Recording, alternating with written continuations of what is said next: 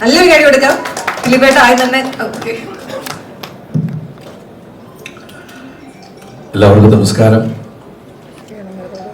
വലിയ സന്തോഷത്തോടുകൂടിയാണ് വേദിയിൽ നിൽക്കുന്നത്. സർവശക്തനായ ദൈവത്തിന് നന്ദി പറയുന്നു. എൻ്റെ സിനിമ കണ്ടുകൊണ്ടിരിക്കുന്ന എല്ലാ പ്രിയപ്പെട്ട പ്രേക്ഷകരോടും നന്ദി പറയുന്നു. വലിയ സന്തോഷമുണ്ട്. കാരണം എൻ്റെ സിനിമകൾ കണ്ട് എന്നെ ഒരുപാട് ഇഷ്ടപ്പെട്ട രണ്ട് സുഹൃത്തുക്കൾ, ഇപ്പം അവരെനിക്ക് സുഹൃത്തുക്കളാണ്, അന്ന് എനിക്ക് അവരെ അറിയില്ലായിരുന്നു. അവരെൻ്റെ അടുത്ത് വന്ന് കഥ പറയുമ്പോൾ ഇതിൻ്റെ സംവിധായകൻ ബിൻഡോ സ്റ്റീഫനോട് നിങ്ങളോട് സംസാരിച്ചു. ഷാരിസിൻ്റെ ജനഗണമന എന്ന സിനിമ ഞാൻ കണ്ടിട്ടുള്ളൂ, നല്ല സിനിമയായിരുന്നു. അപ്പോൾ ഇവർ വന്ന് കഥ പറയണു, ഒരു കഥ കേൾക്കുമെന്ന് ലിസ്റ്റും വിളിച്ച് പറയുന്നു. കഥ പറയാൻ വന്നപ്പോൾ എൻ്റെ അടുത്ത് പറഞ്ഞത് ഈ സംവിധായകൻ്റെ കഥയാണിത്. അദ്ദേഹം ഇതുവരെ കല്യാണം കഴിച്ചിട്ടില്ല. അദ്ദേഹത്തിൻ്റെ സഹോദരന്മാരെല്ലാം കല്യാണം കഴിച്ചിട്ടുണ്ട്, അവർക്ക് കുഞ്ഞുങ്ങളാവുന്നുണ്ട്. ഈ പുള്ളിയുടെ ഒരു കഥയാണ്, ഞങ്ങൾ അതിൽ നിന്നാണ് ഈ കഥ ഉണ്ടാക്കിയിരിക്കുന്നത് എന്നാണ് പറഞ്ഞത്. അങ്ങനെ നമ്മൾ സിനിമ ഷൂട്ടിംഗ് നടന്നുകൊണ്ടിരിക്കുന്നതിൻ്റെ ഇടയിൽ സംവിധായകൻ കല്യാണം കഴിച്ചു. പിന്നെ എൻ്റെ അടുത്ത് വന്നിട്ട് പറഞ്ഞ ആരോടും പറയത്തിട്ട് എൻ്റെ കഥയാണ്. പക്ഷെ എനിക്കത് പറയാതിരിക്കാൻ പറ്റൂല. അപ്പോൾ അതുപോലെ ഷാരിസ് ഇവിടെ നിന്ന് സംസാരിച്ചത്. ഷാരിസ് സിനിമയിലൂടെ നമ്മളെല്ലാവരെയും ഒന്ന് കണ്ണ് നനയിപ്പിച്ച ആളാണ്. ഷാരിസിന്റെ വാക്കുകൾ ശരിക്കും മനസ്സറിഞ്ഞിട്ട് വരുന്നതെന്ന് എനിക്കറിയാം, നന്നായിട്ട് അറിയാം. ഷാരിസിനോട് പറയുന്നൊന്നുമില്ല, ലവ് യു ബ്രദർ, അതേ പറയാൻ പറ്റുള്ളൂ. കാരണം നമുക്ക് പല സമയത്തും നമ്മൾ പരിചയപ്പെടുമ്പോൾ അവരുടെ പെരുമാറ്റം കൊണ്ട്, അവരുടെ വാക്കിൽ നിന്നാണ് ചിലപ്പോൾ ചില മുജ്ജന്മ ബന്ധങ്ങൾ എന്നൊക്കെ പറയുന്ന പോലെ എനിക്കത് ഫീൽ ചെയ്തിട്ടുള്ളത്. ഞാൻ വല്ലാത്തൊരവസ്ഥയിൽ നിൽക്കുന്ന സമയത്ത് ഇറങ്ങിയ സിനിമയാണ് രാമലീല. ആ രാമലീല എഴുതിയ സച്ചി നമ്മളെ വിട്ടുപോയി. എനിക്ക് തോന്നിയിട്ടുണ്ട്, സച്ചി എനിക്ക് വേണ്ടിയാണോ ഇവിടെ ജനിച്ചതെന്ന്. കാരണം എനിക്ക് ഏറ്റവും അപകടമുള്ള സമയത്ത് എന്നെ മലയാള സിനിമയിൽ വീണ്ടും പിടിച്ചു നിർത്തിയത് അരുൺ ഗോപി സംവിധാനം ചെയ്ത രാമലീലയാണ്. ആ സിനിമയ്ക്ക് എൻ്റെ കരിയറിലെ ഏറ്റവും വലിയ ഹിറ്റുകളിലൊന്നാണ് രാമലീല. ഏറ്റവും പ്രതിസന്ധിയിൽ നിൽക്കുന്ന സമയത്ത്, ഇനി മലയാള സിനിമയിൽ ദിലീപ് ഇല്ല എന്ന് പറയുന്ന സമയത്ത് ഇവിടുത്തെ ലക്ഷക്കണക്കിന് ജനങ്ങൾ തിയേറ്ററിലേക്ക് ഓടി വന്ന് ആ നടനെ ഇവിടെ നിന്ന് അങ്ങനെ കളയാൻ പാടില്ല എന്നുള്ള രീതിയിൽ പിടിച്ചു നിർത്തിയൊരു സിനിമയാണത്. അതുപോലെ തന്നെ ഈ 150ാമത്തെ സിനിമ, ഇപ്പം ഇവിടെ പറയണ്ടായി, എൻ്റെ 100ാമത്തെ സിനിമ കാര്യസ്ഥനായിരുന്നു. ആ സിനിമയിലും എൻ്റെ അച്ഛനായിട്ട് അഭിനയിച്ച സിദ്ദിഖാണ്.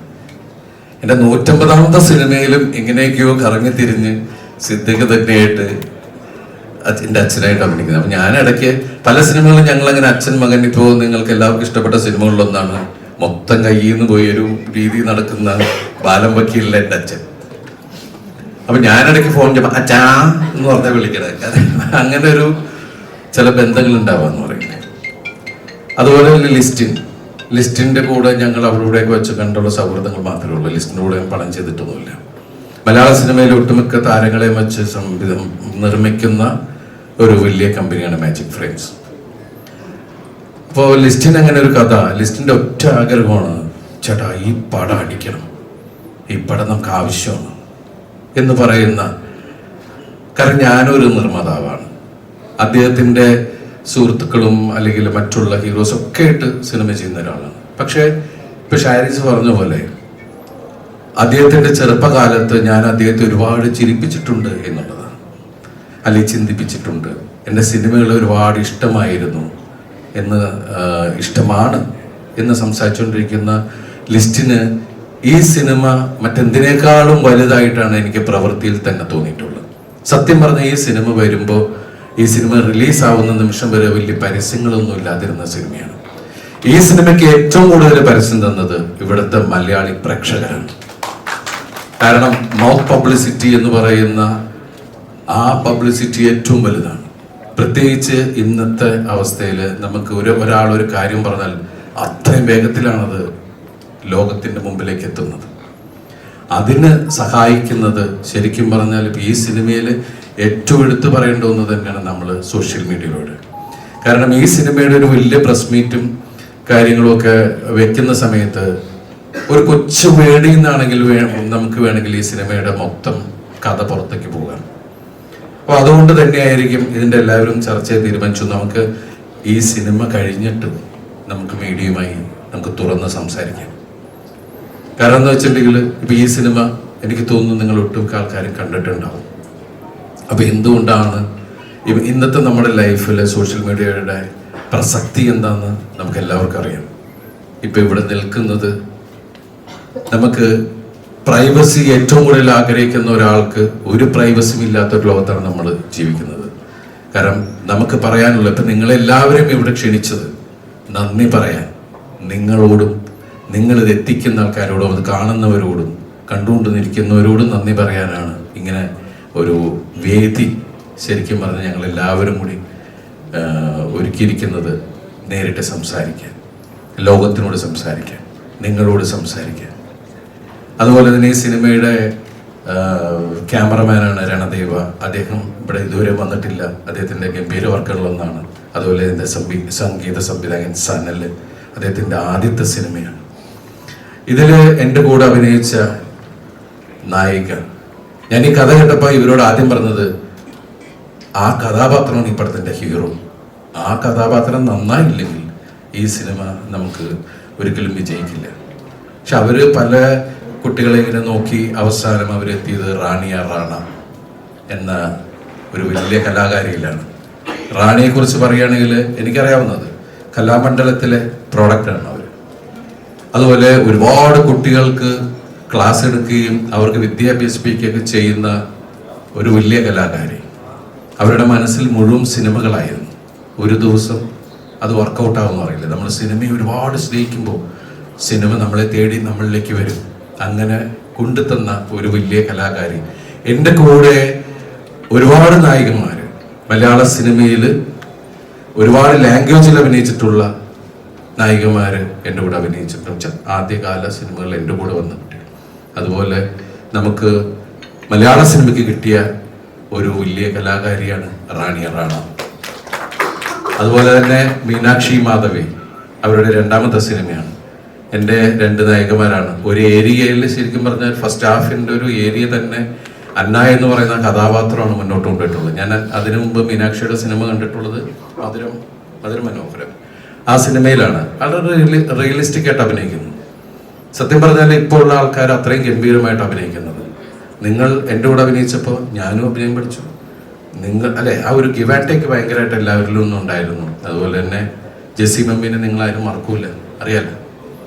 അപ്പം അങ്ങനെയുള്ള കഥാപാത്രങ്ങൾ.